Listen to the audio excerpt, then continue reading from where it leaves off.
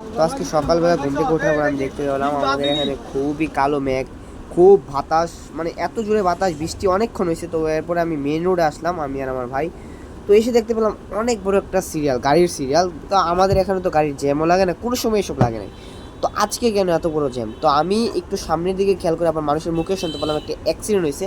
তো তাই শুনে আমি সামনের দিকে চলে আসলাম। এসে দেখতে পেলাম যে ভাই, এত বিচ্ছিরি একটা কাহিনী হয়েছে যা বলার মতো না, যে কীভাবে অ্যাক্সিডেন্ট হয়েছে।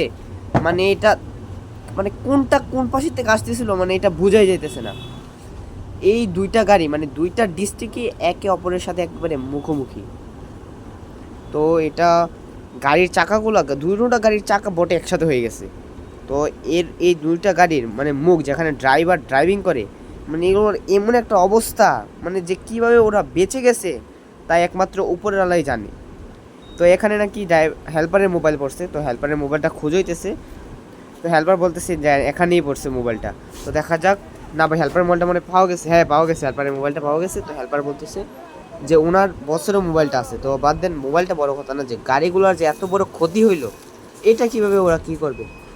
তো আমি আপনাদের বিপরীত সাইডে দেখাই, এই যে হচ্ছে বিপরীত সাইডে আমি আপনাদের যাই দেখাই যে কী অবস্থা। এই দেখেন দুটোটা গাড়ির মুখ, যে ড্রাইভারগুলো যে কীভাবে বেঁচে গেছে তা আপনার ধারণার বাইরে।